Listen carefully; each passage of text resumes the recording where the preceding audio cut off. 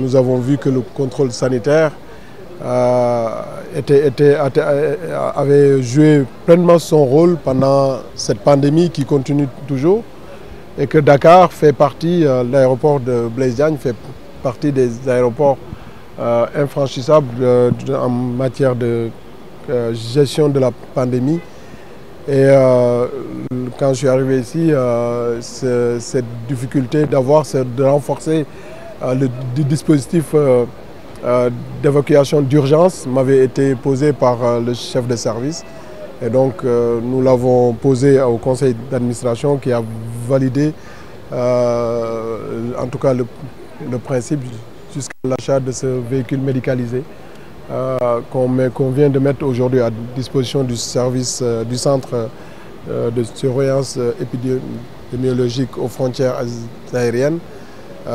qui joue un rôle important et qu'on continuera de renforcer, d'autant plus que le trafic est en train de revenir, même d'exploser un peu, si je peux dire, pour revenir rapidement au trafic de 2019, alors qu'on l'espérait en 2024. Nous espérons que 2022, déjà, nous allons retrouver notre trafic d'avant la pandémie. Et cela donc nécessite que les services soient renforcés et les outils, les équipements. Donc c'est le rôle également de l'AIBD, qui est le représentant de l'État du Sénégal, qui doit accompagner tous les autres acteurs de la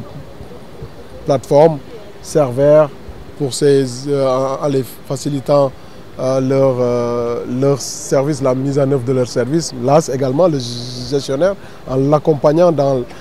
la stratégie d'investissement. Vous avez vu plusieurs investissements qui sont en train d'être mis en œuvre pour donner notre aéroport une image du premier aéroport de la sous-région. Et donc nous le faisons avec les différents acteurs. Et l'image, c'est les infrastructures, mais également c'est les services, les différents acteurs de services, dont ce service sanitaire, mais aussi le service en tout cas de catering, le handling. Donc nous allons continuer cet accompagnement pour justement répondre à l'ambition qui nous a été fixée par son Excellence Monsieur le Président de la République. di wax ni tey nii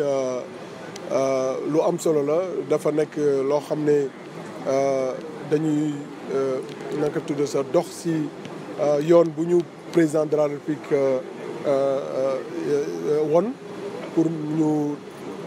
placer suñu aéroport bi comme aéroport bu gën a mag si Afrique de l'Ouest te aéroport bu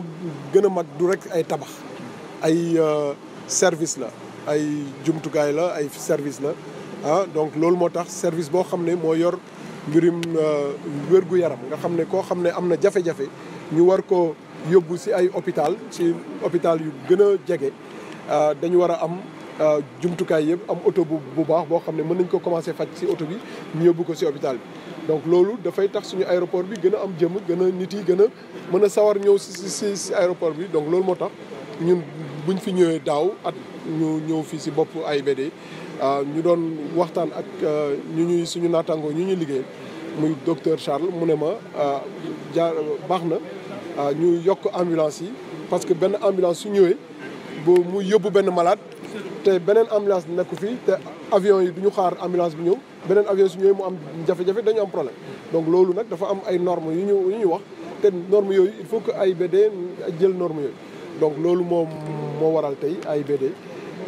suñu kilifa yi yëpp nangu ñu jox leen ambulance bi boo xam ne am na taxawaay bu rëy fii si aéroport bi te ma wax ni aéroport bi dafa nekk aéroport boo xam ne njiitu réew mi dafa bëgg mu nekk si aéroport bu gën a mag si région.